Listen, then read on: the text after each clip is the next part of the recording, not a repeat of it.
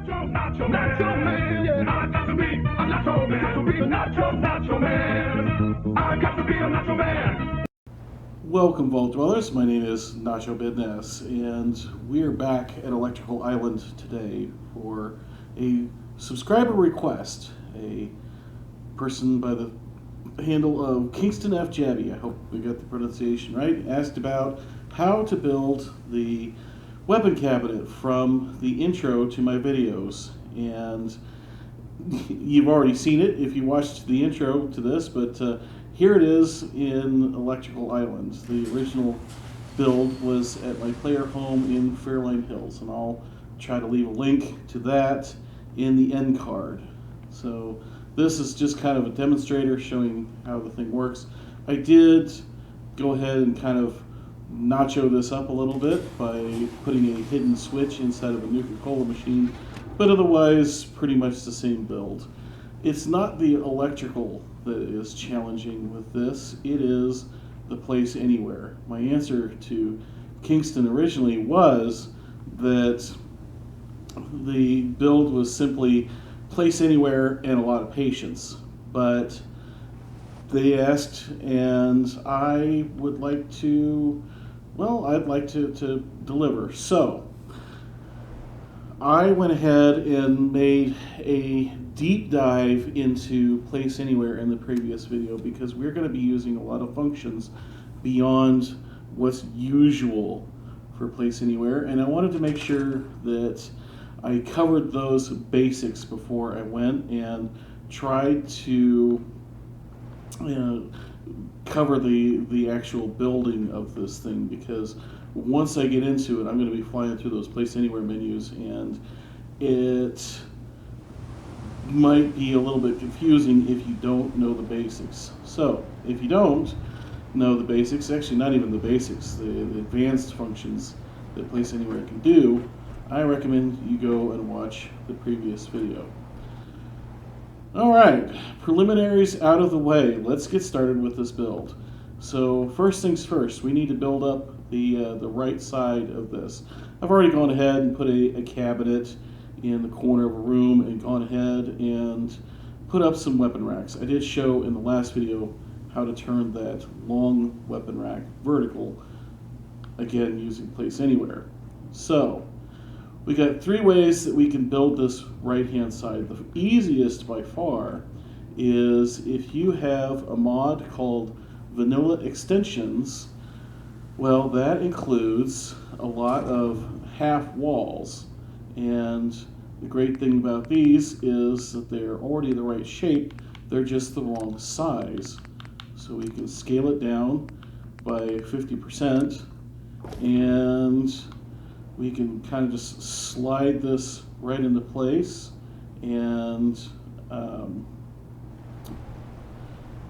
there we go. It's maybe not perfectly placed, but it is going to be good enough for what we're going to be doing in a tutorial today. I'm not going to try and make you watch and wait while I get everything perfectly placed, right? Although I find myself not being able to resist them.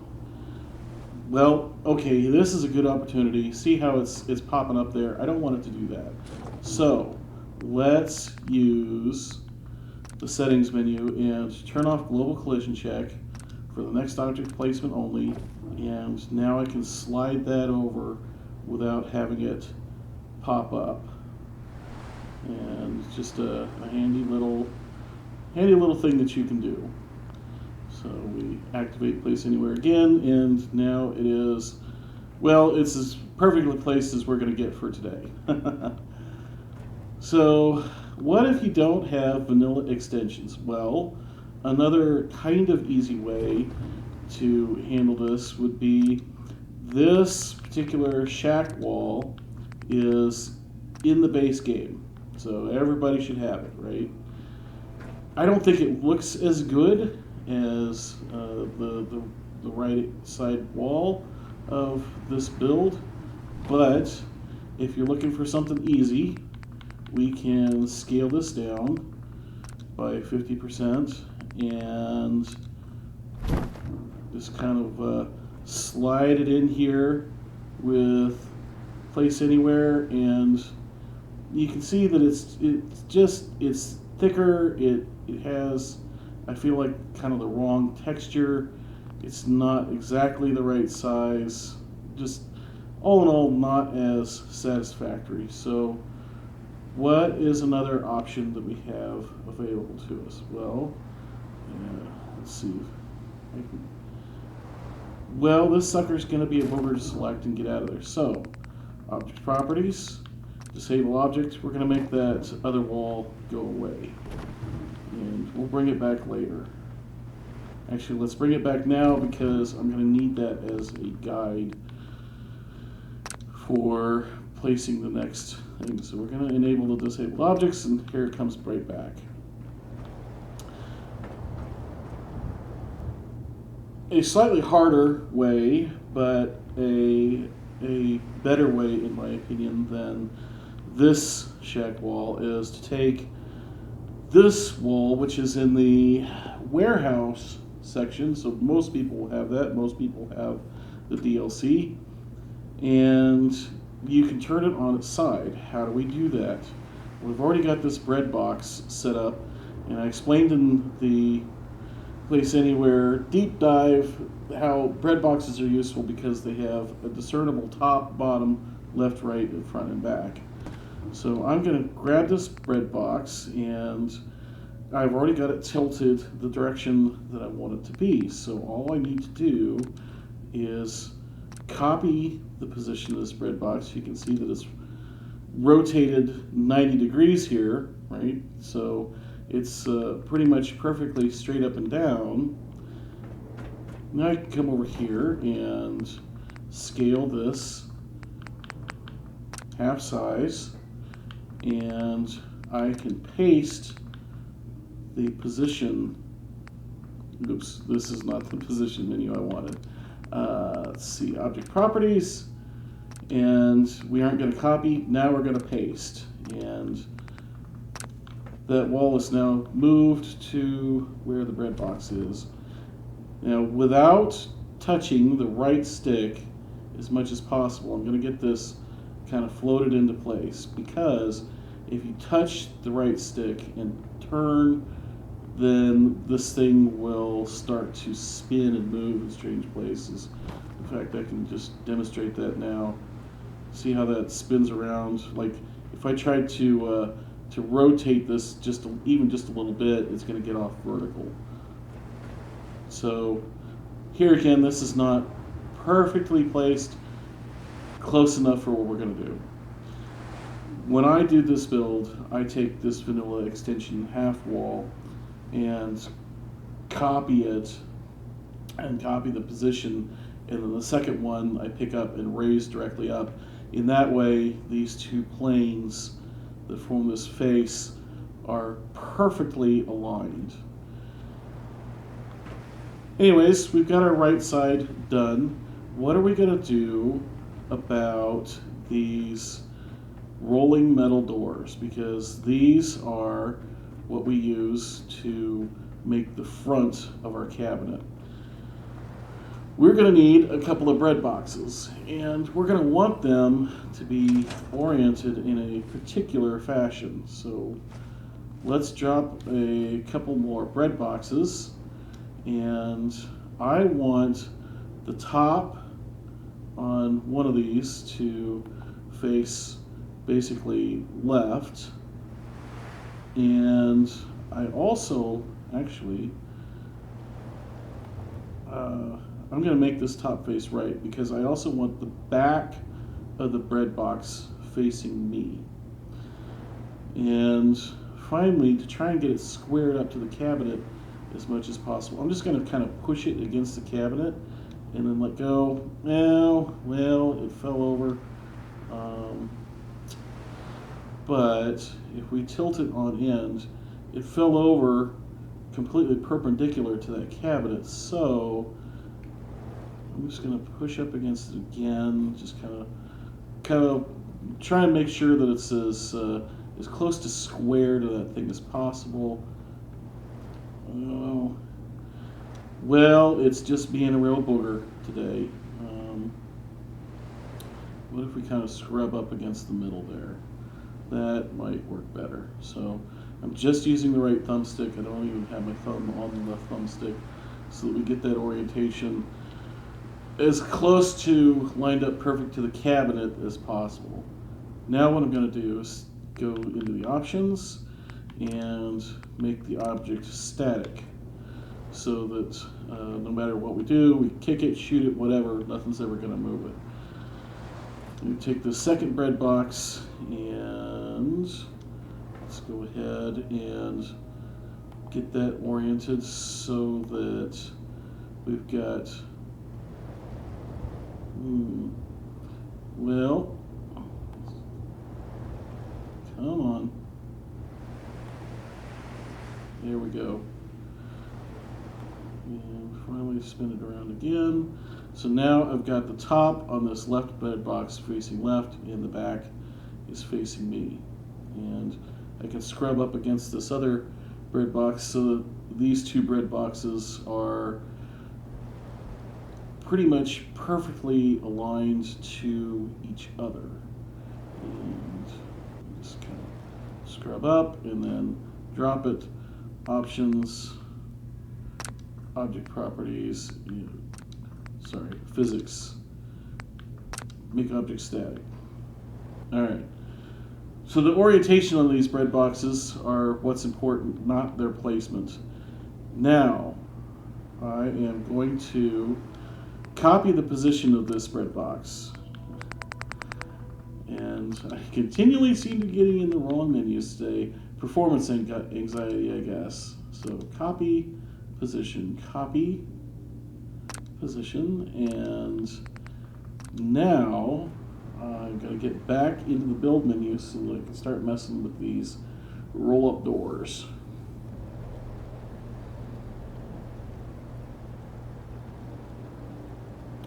And it takes a long time for my build menu to load. I have way too many mods running.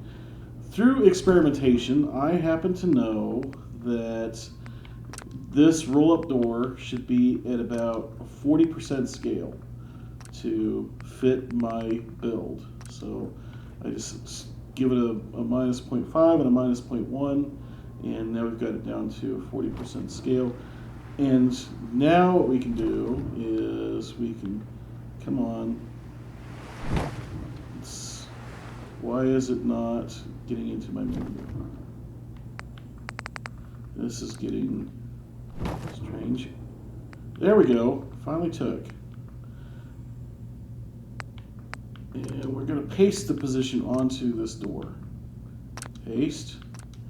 And it's now over where the bread box is.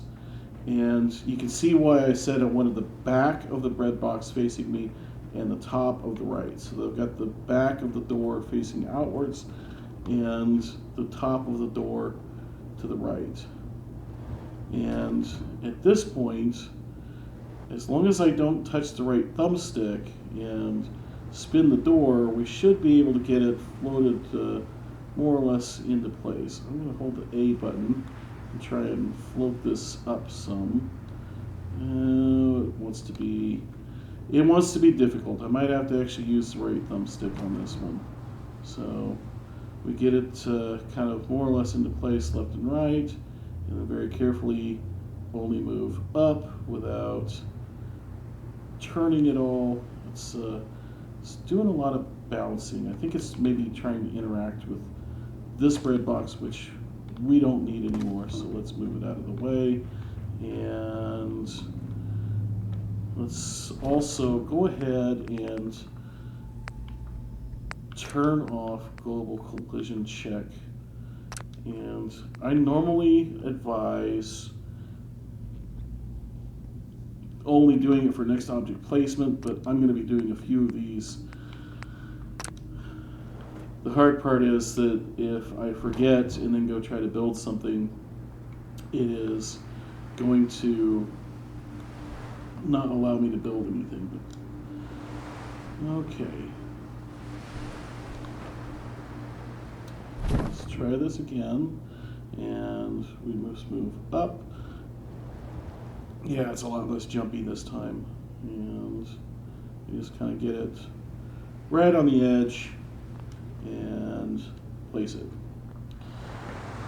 So it's not perfect. It's slightly turned and maybe a little bit closer or farther from the edge than what I would want, but actually we can work on that a little bit using the position menu. Why don't we go ahead and give it a few nudges backwards.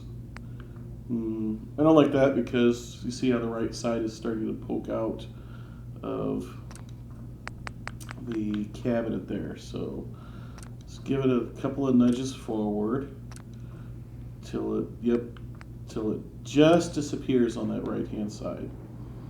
Okay. Well, let's get the other door into place. So object properties, copy and paste the position, copy position, and let's go get our other door scaled down. So scaled down to 40%, and then we're going to go and paste the position onto that door. And remember how I said I wanted the other bread box with the top facing left and the back facing me? This is why, so that I could have this other door in the correct orientation, even if it's not in the correct spot exactly. And now we just bring it up, and again, I'm not going to try and get this perfect, but we'll at least try and get it somewhat close, and that is probably close enough. So here again, not quite perfect. I got my little demonstrator over here a lot closer. You can't hardly even see the seam between them unless you have the build mode highlighting them. But close enough, right? We don't need to spend all day fiddling with getting the exact correct position. We're just showing you how to do it. So now we can move this pillar into place, and this is mainly just for some texture and to try and hide some edges, because I don't have everything built up on this one quite as well as on my demonstrator. It may not look quite as good as this one over here, but it's close enough. And we can put this pillar in on the other side. Again, we're just adding a little texture and hiding some seams and just generally trying to disguise what we're up to here. And so we float that in and place it down with Place Anywhere. And a lot of our hard part is done. Now we just need to get this thing wired. So first things first, let's get a wire conduit up on the roof. I'm actually just going to drop this guy right here.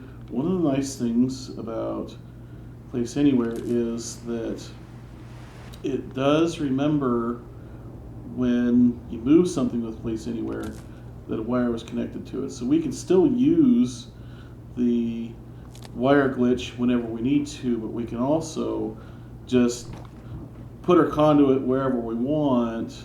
And oh, I forgot to turn the snapping back on. Let's go ahead and get that taken care of. So turn the global collisions on and the snapping back on, just so things behave kind of more like we're used to. Because otherwise I wouldn't be able to put this on the roof. I just have to kind of float it into position. Anyways, yeah.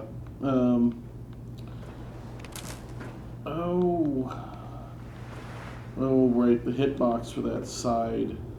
When you scale things, it scales the graphic, but it does not scale the hitbox. So I was getting caught up on a hitbox there. place that, and to get that wire to update, all we have to do is, well, that keeps wanting to select instead. So we'll disable that, and that also wants to select instead. And now we can get that wire to update. So you just grab and release your conduit and your wire will update.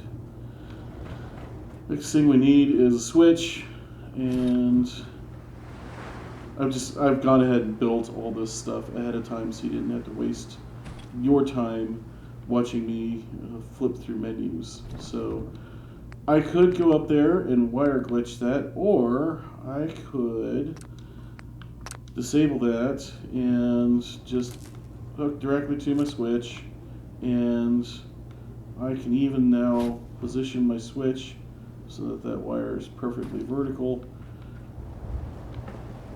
And there we go. Now I'm going to bring everything back.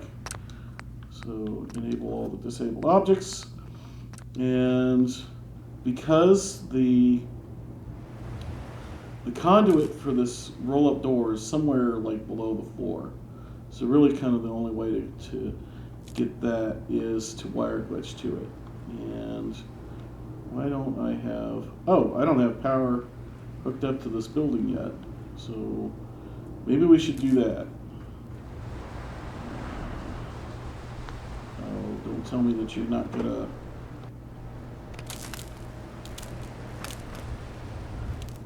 This hooked up, no problem, when I was doing my practice take before I started recording. Why is it being a booger now? Maybe if I move this a little bit closer. It's floating, but I don't care.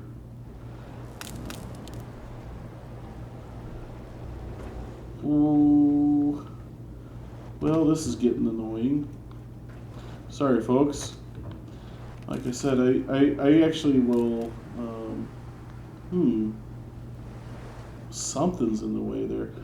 I will usually just do a dry run to an empty room without actually hitting the record button, just to make sure that I'm kind of saying everything I want to say. And this is just not how my dry run went. And I don't really want to start over because I've got an idea. So here's what we're going to do. We're going to bring the objects back. This conduit is where I want it to be in the end, so I'm going to copy and paste the position of this. So I'm going to copy where it is now, and I'm going to move it to where it should be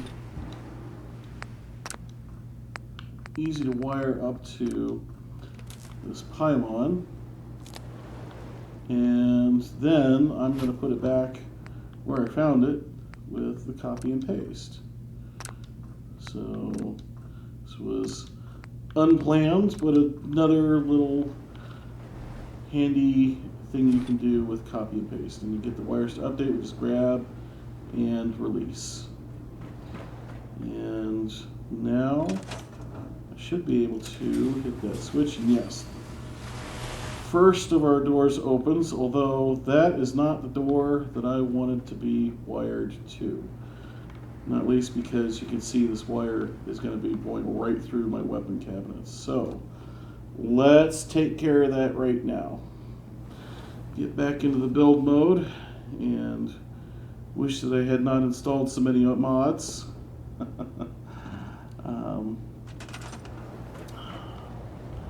This, more than anything, I think is what made me kind of really slow down on building in Fallout 4, is the wait to get into build mode. So I'm going to store that wire, we don't need that one, and see if we can get the correct door instead. There we go. So I wanted to do it like that because I want to hide the wire for the left side door, which is at the top left there, right? So the right door, the conduit's like down at the bottom right, left door, top left. So if I just float well, actually, let's go ahead and put this here for now. Not have to mess with the wire glitch. And then we can wire up to this. Well, it doesn't want to go through the door, so let's just put it inside. And do a little place anywhere magic and see if we can't grab this thing to get it to update. There we go. And now hook a wire to the other door. Well, are we going to hook a wire to this other door? Or are we going to have to wire glitch that? I think we're going to have to wire glitch that. So, in fact, I think I think the problem was that I put the conduit too far to the right of our cabinet. So, let's try again. That door is just in the way. Let's turn it off. So, update the wire, cancel out of the menu, and no, still wants to. So, let's go ahead and turn this off.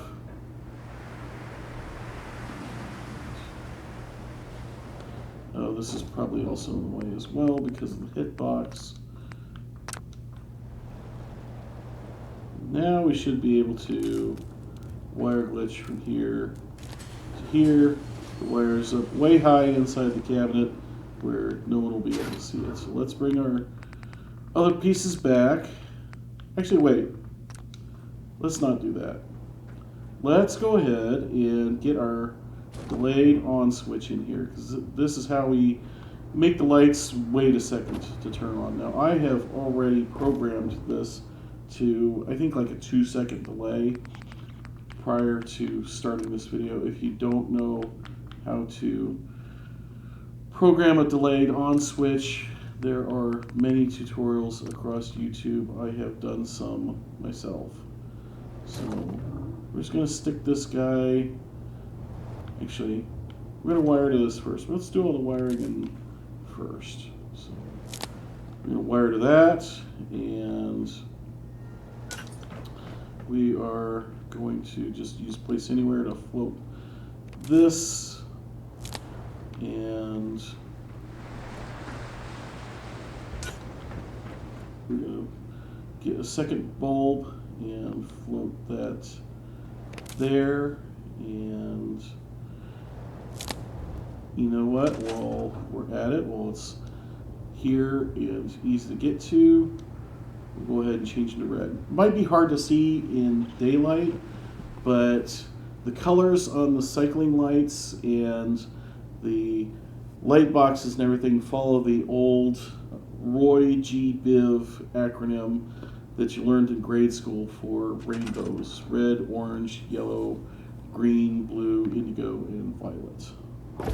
So, gonna just get this guy up in here and place it, and yeah, it's probably about right. The back of the garage door is gonna stick out a ways, and let's put this guy kind of somewhere, right about there, I think, and put the other bulb,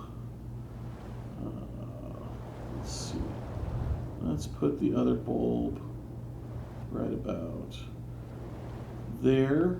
And if you want to, you can even bury these inside the garage door. They will still illuminate your weapon cabinet, but then your light source is completely hidden. So if you want to, you can actually move it back in there. I don't like to do that because if I want to change the colors, it's nice to be able to just reach in and grab it. So let's just grab and release these pieces to make sure that all the wires have updated. And let's see, I think that's everything. So let's bring all the objects back. And I believe that except for putting some weapons in here, we're done.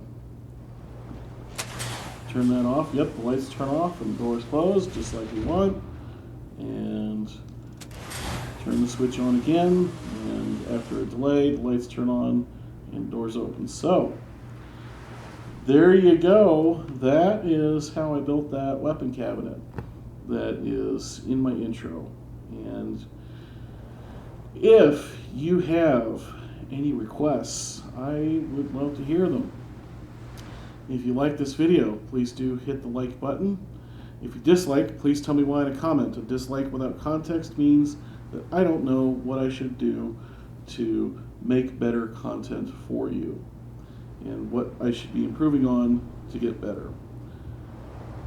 If you want to see more, be sure and subscribe. I'm currently mostly busy playing Starfield, but I haven't messed with the settlement system in Starfield yet enough to know whether or not I feel like I'm going to have anything to say or anything to contribute when it comes to videos for Starfield. We will have to see. But there's always more content coming. I've still got a lot of episodes of Fallout in Real Life to release. If you're looking forward to those, be sure and subscribe. Until next time, my name is Nacho Bidness. I'm saying it's a great big wasteland out there. Let's go have some fun in it.